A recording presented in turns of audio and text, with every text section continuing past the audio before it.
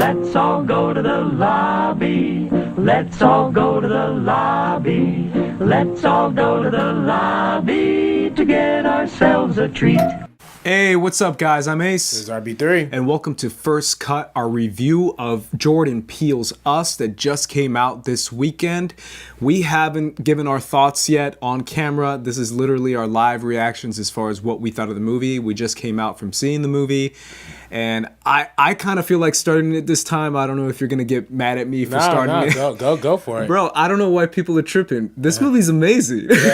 Yeah. Like, this movie's like really freaking good. I don't know why people keep posting like, yo, I don't know, I gotta think about it. Think about what? Think about how great this movie is? This movie's great, man. Yeah. I really dug this movie.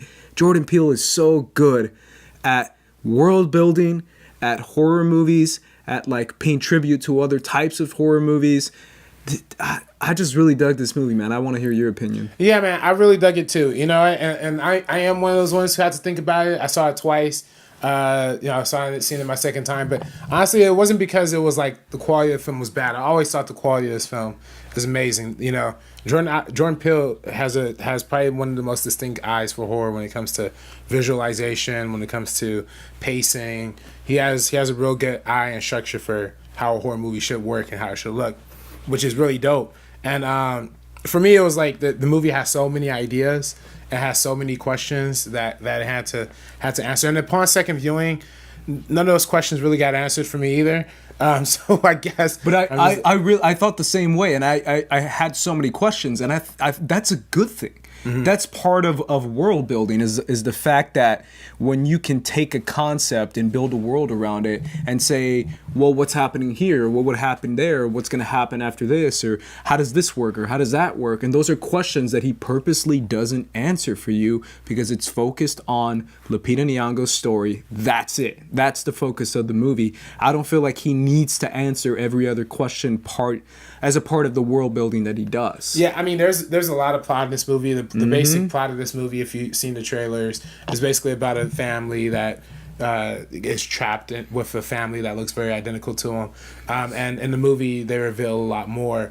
I guess for my thing, I guess the plot holes are less of my logistic problems. I guess it's more the thematics. What are the thematics saying? Because I always think back whenever I think about what a theme of a movie is. And this is kind of a tangent, but like follow me here. There was a TED talk that Andrew Stanton did, the director of WALL-E and the director of and a couple other Pixar movies. And he said the motto at Pixar is when they make a movie, they ask the question, "What's 2 + 2?" And you know they don't tell the audience what 4 is. They don't tell the audience the answer to the question. You know they kind of leave it. They just give you what's 2 + 2, and then the audience has to come up with the 4. What's the theme of the movie? What's the movie trying to say?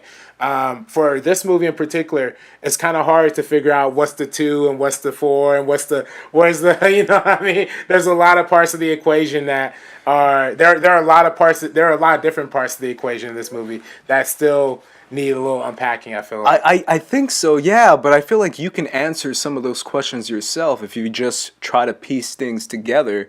I feel like I answered quite a few questions that he just left up in the air, and I was like, okay, then that's probably this, and that's probably that, just based on me using assumption based on world building. But again, I keep saying that word, world building, but to me, that's like one of the most important things, because obviously I'm an anime fan, right? And anyone who knows anime knows that if you watch an anime pilot, that's the first thing that captures you. Where it's like Sword Art Online, Attack on Titan, Dragon Ball Z, no matter what anime it is, it tells you, or Ghost in the Shell, like cyberpunk anime, it builds a world, it tells you this is what it is, these are the rules, and this is what's happening. And he does that so freaking well. Even if it's just one family, you can see like, oh, well, if it's this one family, you can only assume what's happening elsewhere. And when you make those assumptions in your head, it's so cool, because you're like, yo, what would happen if this, if that?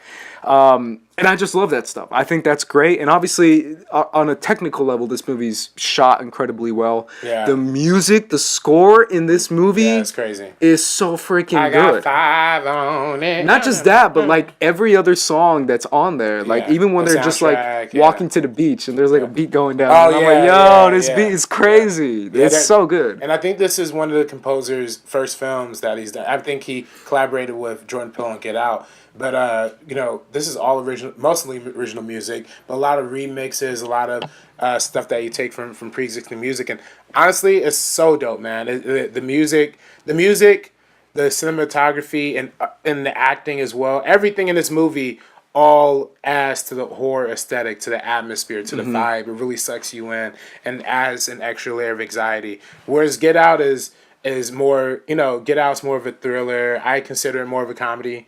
I disagree. This movie. I think this movie is more of a comedy in the sense of like horror. It's got a horror comedy at moments. I wouldn't say it's a comedy, but it's not a comedy. You're right. Definitely not with the third act. It's like, this is serious stuff. Yeah.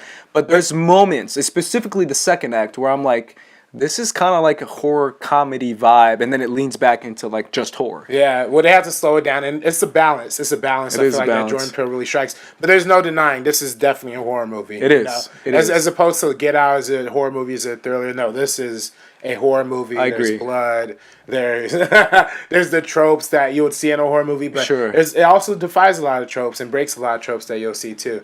I really dig this movie. I think overall, on a technical level is great. I think the acting, Lupita Nyong'o deserves an Oscar win for this movie. They won't even nominate her. I'm with you 100%. Yeah. And obviously it's early because we still have to see what's going to come out this year. But it should be early front runner, man. Because for me, again, I'll go back to Toni Collette for Hereditary. Right. Come on. Like, why? Just because it's a horror movie, you can't. People have this hesitation towards horror movies that I feel so frustrating about. And she 100% deserves. I think Winston Duke is incredible too in this movie. He played a very different role than Lupita. Lupita is a little bit more complex in her interpretation, whereas Winston is just kind of, he's funny. He's just great. Even that too, but he plays funny, but his alter ego in the movie, so different. So that's also to admire in this movie. It's like every actor is playing two different parts. And the other version of every character is so unsimilar to their actual personality that they portray in reality or whatever. It's like you're getting a full range from all these actors, so it's really dope. I feel like this is it's just straight up fun. Yeah, I mean, the way he builds tension and the way he creates horror moments and the way he makes you connect with the family, to me, is like the biggest theme, the biggest clutch in this movie is the fact that he's able to make you root for characters so hard. Like Chris and Get Out, man, I was like at the point of screaming at the screen to like literally want to say get out to Chris, and I want him to live.